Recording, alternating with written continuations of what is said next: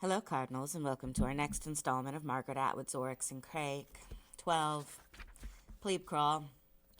Snowman limps along the rampart toward the glassy white swell of the bubble dome, which is receding from him like a mirage. Because of his foot, he's making poor time, and around 11 o'clock, the concrete gets too hot for him to walk on. He's got the sheet over his head, draped himself as much as possible, over his baseball cap and over the tropical shirt, but he could still burn, despite the sunblock and 2 layers of cloth. He's grateful for his new 2-eyed sunglasses. He hunches down in the shade of the next watchtower to wait out the noon, sucks water from a bottle. After the worst of the glare and heat is past, after the daily thunderstorm has come and gone, he'll have maybe 3 hours to go. All things being equal, he can get there before nightfall. Heat pours down, bounces up off the concrete. He relaxes into it, breathes it in, feels the sweat trickling down like millipedes walking on him. His eyes waver shut and the old films whir and crackle through his head. What the fuck did he need me for, he says. Why didn't he leave me alone? No point thinking about it. Not in this heat, with his brain turning to melted cheese. Not melted cheese. Better to avoid food images, to putty, to glue, to hair product, in cream form, in a tube. He once used that. He can picture its exact position on the shelf, lined up next to his razor.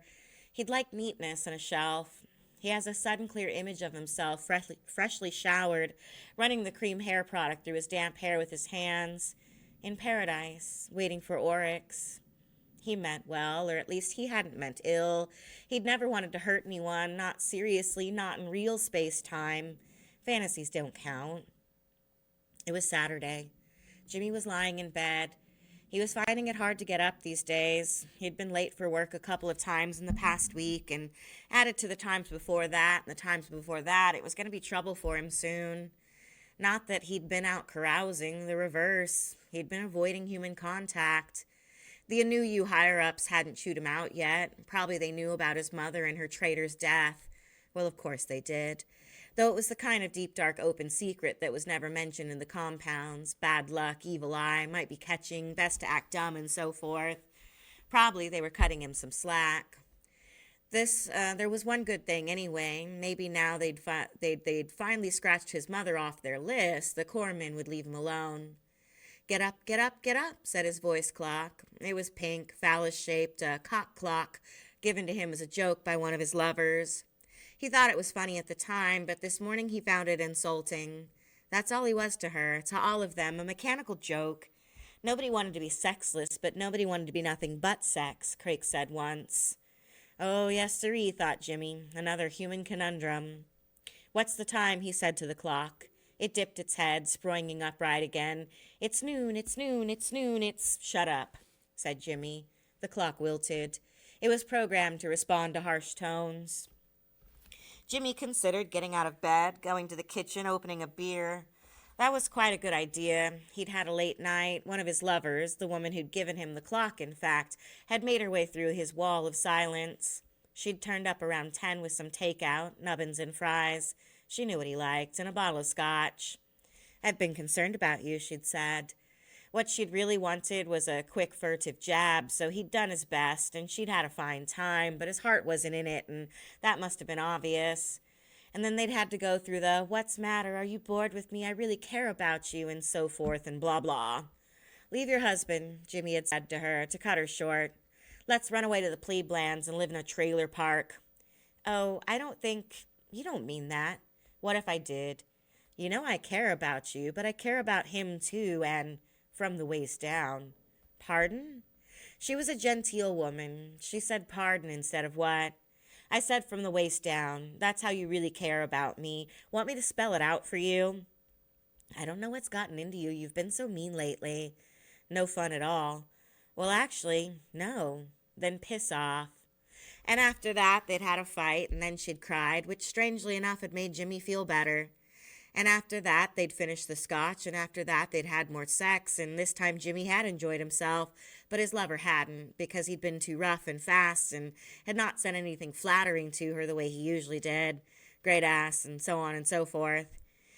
He shouldn't have been so crabby. She was a fine woman with real tits and problems of her own. He wondered whether he would ever see her again. Most likely he would, because she'd had that "I can cure you" look in her eyes when she'd left. After Jimmy had taken a leak and was getting the beer out of the fridge, his intercom buzzed. And there she was, right on cue. Immediately, he felt surly again. He went over to the speakerphone. "Go away," he said. "It's Crake. I'm downstairs." "I don't believe it," said Jimmy. He punched in the numbers for the video cam in the lobby. It was Crake, all right, giving him the finger and a grin. "Let me in," said Crake, and Jimmy did, because right then Crake was about the only person he wanted to see. Crake was much the same. He had the same dark clothing. He wasn't even balder. "What the fuck are you doing here?" said Jimmy. After the initial surge of pleasure, he felt embarrassed that he wasn't dressed yet, and that his apartment was knee-deep in dust bunnies and cigarette butts and dirty glassware and empty nubbins containers, but Crake didn't seem to notice. "Nice to feel I'm welcome," said Crake. "Sorry, things haven't been too good lately," said Jimmy. "Yeah, I saw that. Your mother? I emailed, but you didn't answer." "I haven't been picking up my emails," said Jimmy. "Understandable. It was on brain frizz, inciting to violence, membership in a banned organization, hampering the dissemination of commercial products, treasonable crimes against society. I guess that last was the demos she was in, throwing bricks or something. Too bad. She was a nice lady." Neither nice nor lady was applicable to Jimmy's view, but he wasn't up to debating this, not so early in the day. "Want a beer?" he said. "No, thanks," said Crake. "I just came to see if you were all right." "I'm all right," said Jimmy. Crake looked at him. "Let's go to the Pleebcrawl," he said. "Troll a few bars." "This is a joke, right?" said Jimmy. "No, really, I've got the passes, my regular one and one for you." By which Jimmy knew that Crake really must be somebody. He was impressed. But much more than that, he was touched that Crake would experience concern for him, would come all this way to seek him out, even though they hadn't been in close touch lately. Jimmy's fault.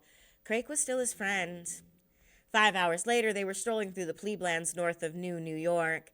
It had taken only a couple of hours to get there, bullet train to the nearest compound, and then an official core car with an armed driver, laid on by whoever was doing Crake's bidding.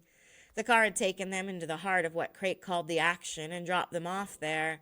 They'd be shadowed, though, said Crake. They'd be protected, so no harm would come to them. Before setting out, Crake had stuck a needle in Jimmy's arm, an all-purpose short-term vaccine he'd cooked himself. The Pleeblands, he said, were a giant petri dish. A lot of guck and contagious plasm got spread around there. If you grew up surrounded by it, you were more or less immune, unless a new bioform came raging through. But if you were from the compounds and you set foot in the plebes, you were a feast. It was like having a big sign on your forehead that said, "Eat me." Crake had nose cones for them, too. The latest model, not just to filter microbes, but also to skim out particulate. The air was worse in the Pleeblands, he said, more junk blowing in the wind, fewer whirlpool purifying towers dotted around. Jimmy had never been to the Pleeblands before. He'd only looked over the wall. He was excited to finally be there, though. He wasn't prepared for so many people so close to one another. Walking, talking, hurrying somewhere, spitting on the sidewalk was a feature that he could personally skip. Rich Pleeblanders in luxury cars, poor ones on solar bikes, hookers in fluorescent spandex or in short shorts or more athletically showing off their firm thighs on scooters, weaving in and out of traffic. All skin colors, all sizes. Not all prices, though, said Crake. This was the low end. So Jimmy could window shop, but he shouldn't purchase. He should save that for later. The Pleebland inhabitants didn't look like the mental deficients the compounders were fond of depicting, or most of them didn't. After a while, Jimmy began to relax, enjoy the experience. There was so much to see, so much being hawked, so much being offered. Neon slogans, billboards, ads everywhere, and then there were the real tramps, real beggar women, just as in old DVD musicals. Jimmy kept expecting them to kick up their battered boot soles and break into song. Real musicians on the street corners, real bands of street urchins, asymmetries, deformities. The faces here were a far cry from the regularity of the compounds. There were even bad teeth. He was gawking. "Watch your wallet," said Crake. "Not that you'll need cash." "Why not?" "My treat," said Crake. "I can't let you do that. Your turn next time." "Fair enough," said Jimmy. "Here we are, and this is what they call the Street of Dreams." The shops here were mid to high end, the displays elaborate. Blue Jeans Day, Jimmy read, try snip and fix. Hereditary diseases removed. Why be short? Go Goliath. Dream kidlets, heal your helix. Crib fillers limited. Weenie weenie. Longfellow's the fellow.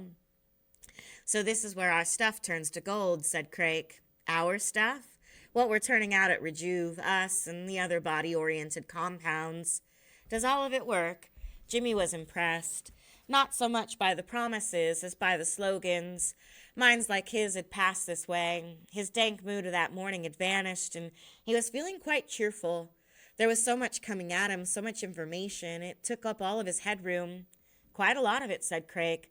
Of course, nothing's perfect, but the competition's ferocious, especially what with the Russians are doing, and the Japanese, and the Germans, of course, and the Swedes. We're holding our own, though. We have a reputation for dependable product. People come here from all over the world. They shop around. Gender, sexual orientation, height, color of skin and eyes. It's all on order. It can all be done or redone. You have no idea how much money changes hands on this one street alone. Let's get a drink, said Jimmy. He was thinking about his hypothetical brother, the one that wasn't born yet. Was this where his father and Ramona had gone shopping? They had a drink and then something to eat. Real oysters, said Crake. Real Japanese beef, rare as diamonds. It must have cost a fortune. And then they went to a couple of other places and ended up in a bar featuring oral sex on trapezes, and Jimmy drank something orange that glowed in the dark, and then a couple more of the same. And then he was telling Crake the story of his life. No, the story of his mother's life, in one long garbled sentence like a string of chewing gum that just keeps coming out of his mouth. And then they were somewhere else on an endless green satin bed being worked over by two girls, covered from head to toe in sequins that were glued onto their skin and shimmered like the scales of a virtual fish. Jimmy had never known a girl who could twist and twine to such advantage. Was it there at one of the bars earlier that the subject of the job had come up? The next morning, he couldn't remember. Crake had said, job, you, Rejuve, and Jimmy had said, doing what, cleaning the toilets? And Crake had laughed and said, better than that. Jimmy couldn't remember saying yes, but he must have. He would have taken any job, no matter what it was. He wanted to move on. He was ready for a whole new chapter. BlyssPluss. On the morning after his weekend with Crake, Jimmy turned up at a New U for another day of word-mongering.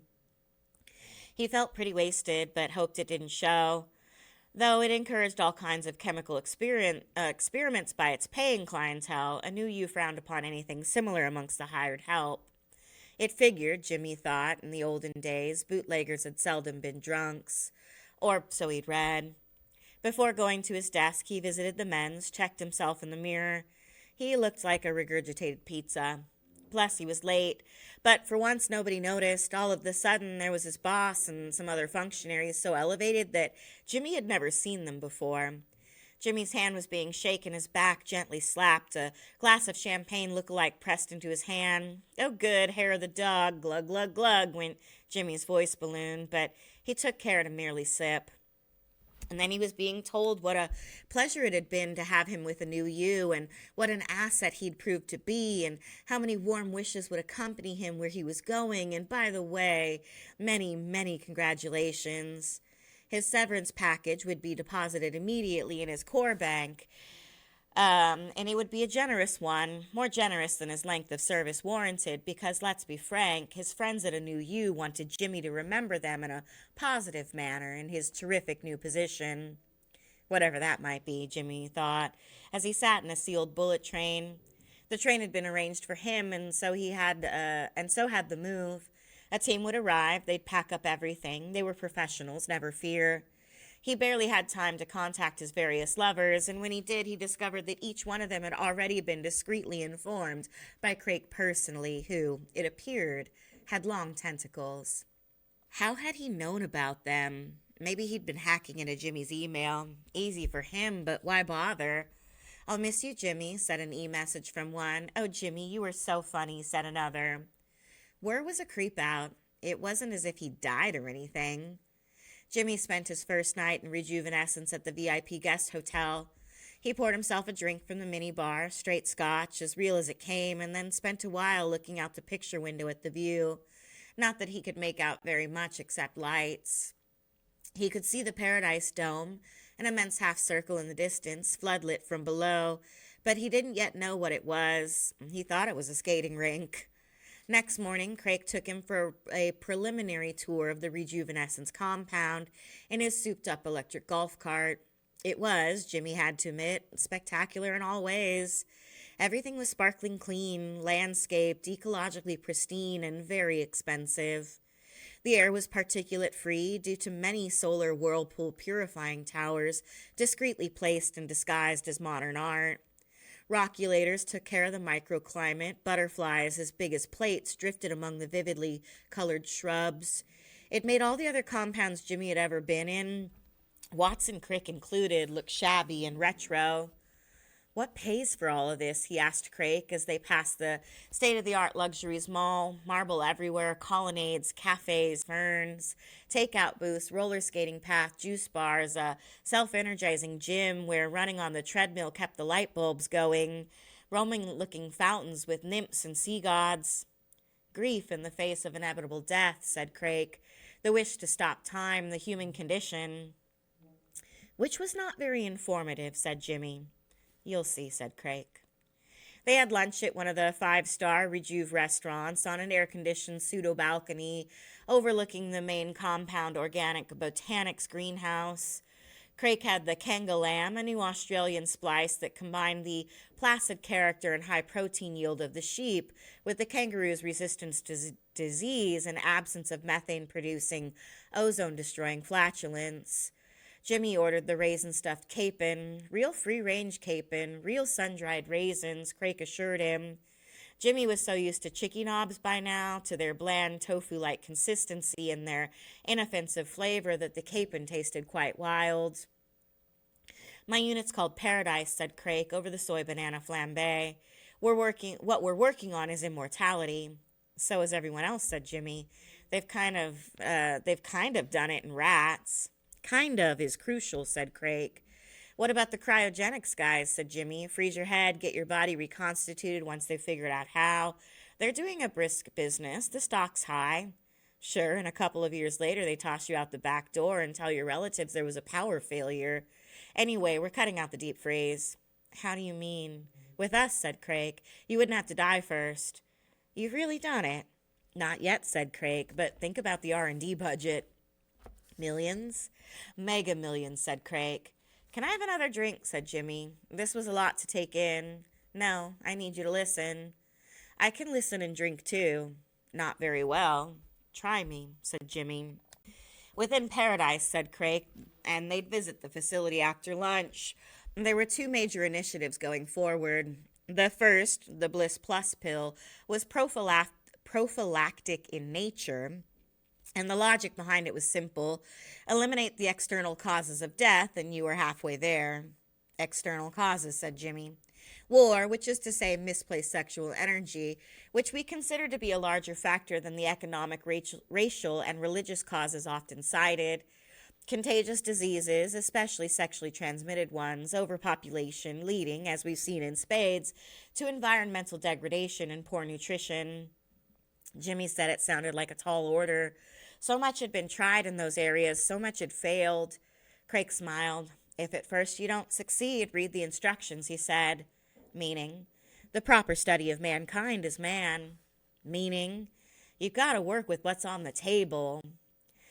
The BlyssPluss pill was designated to take a set of givens, namely the nature of human nature, and steer these givens in a more beneficial direction than the ones hitherto taken.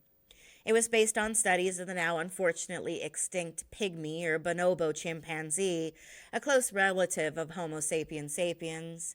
Unlike the latter species, the bonobo had not been partially monogamous with polygamous and polyandrous tendencies. Instead, it had been indiscriminately promiscuous, had not pair-bonded, and had spent most of its waking life, when it wasn't eating, engaged in copulation. Its intraspecific aggression factor had been very low, which had led to the concept of BlyssPluss. The aim was to produce a single pill that at one and the same time, A, would protect the user against all known sexually transmitted diseases, fatal, inconvenient, or merely unsightly.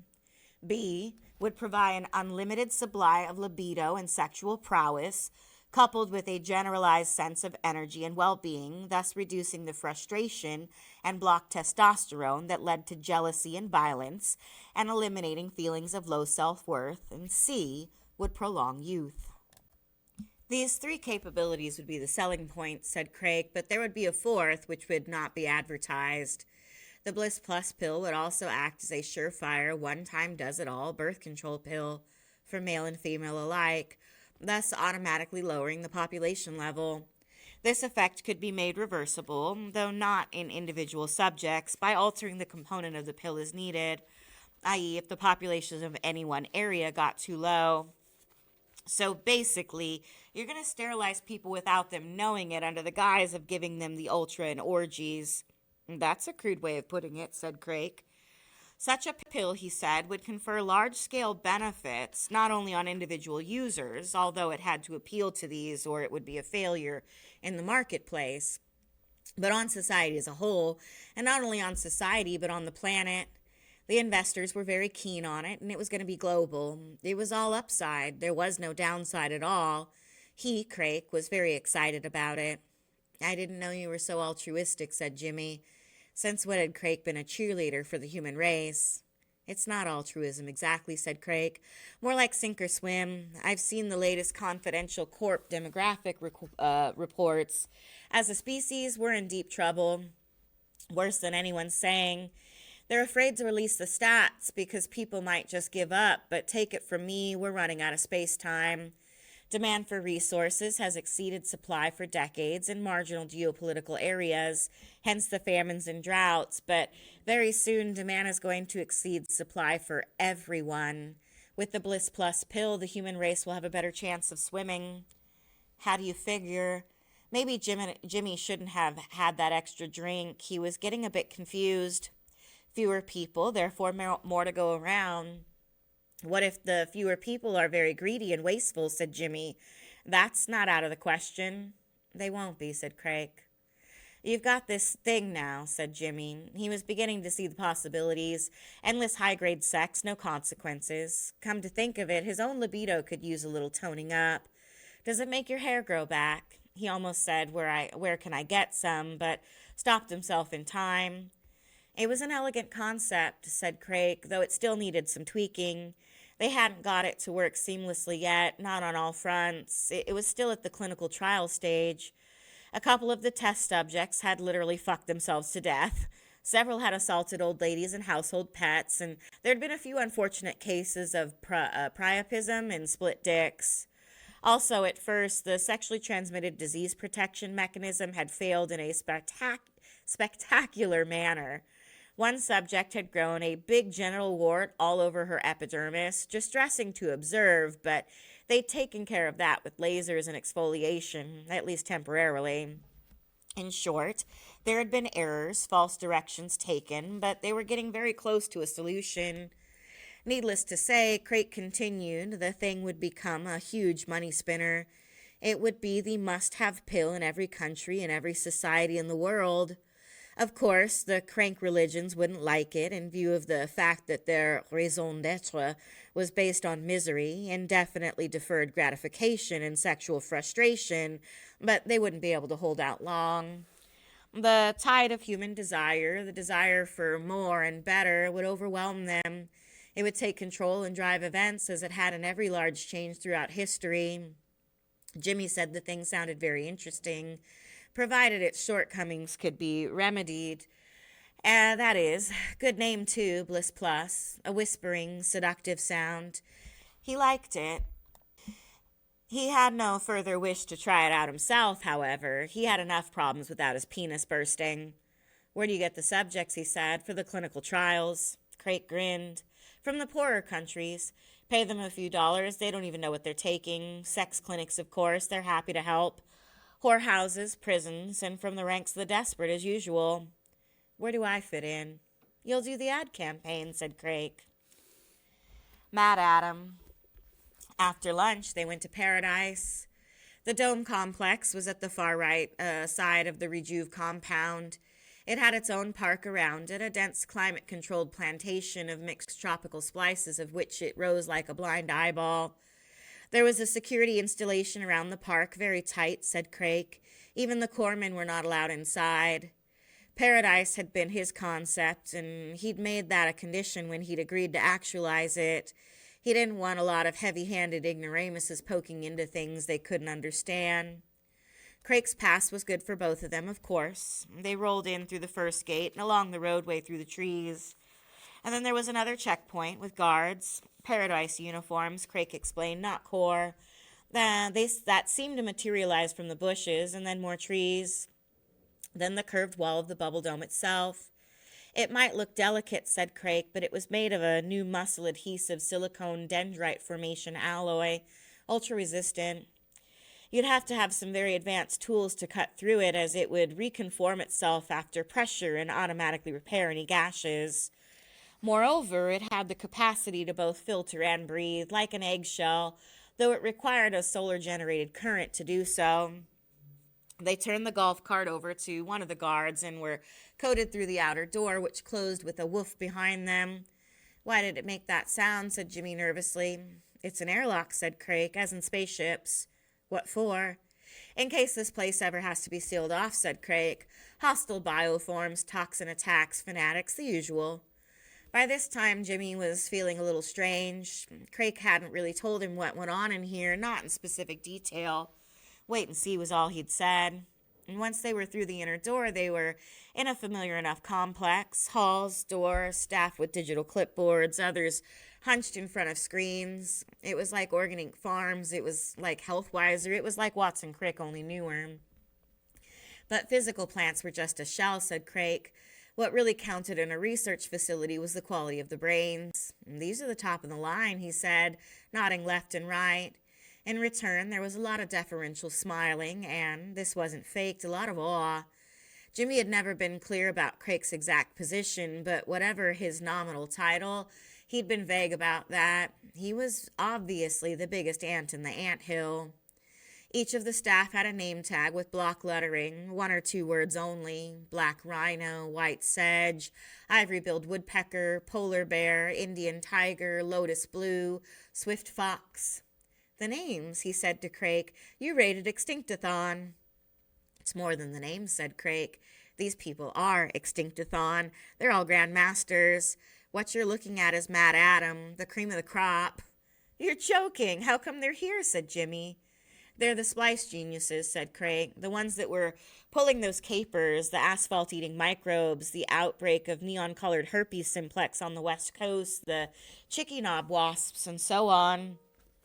Neon herpes. I didn't hear about that, said Jimmy. Pretty funny. How'd you track 'em down? I wasn't the only person after them. They were making themselves very unpopular in some quarters.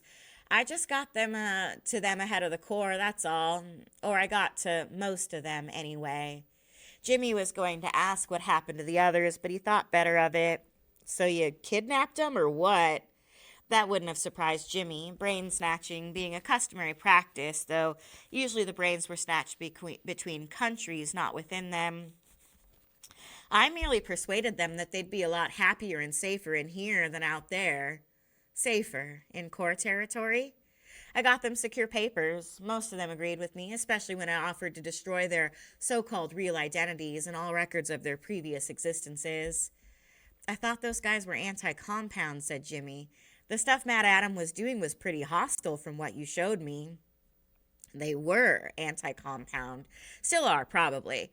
But after the Second World War in the 20th century, the Allies invited a lot of German rocket scientists to come and work with them, and I can't recall anyone saying no. When your main game's over, you can always move your chessboard elsewhere. What if they're trying to sabotage or escape? Yeah, said Crake. A couple were like that at the beginning, not team players. Thought they'd take what they'd done here, cart it offshore, go underground, or set it up elsewhere. What did you do? They fell off Pleebland overpasses, said Crake. Is that a joke? In a manner of speaking. You'll need another name, Crake said. A MaddAddam name so you'll fit in. I thought since I'm Crake here, you could go back to being Thickney the way you were when you were... How old? 14. Those were definitive times, said Crake. Jimmy wanted to linger, but Crake was already hurrying him along. He'd have liked to talk with some of these people, hear their stories. Had any of them known his mother, for instance? But maybe he could do that later. On the other hand, maybe not. He'd been seen with Crake, the alpha wolf, the silverback gorilla, the head lion. Nobody would want to get too cozy with him. They'd see his as the jackal position.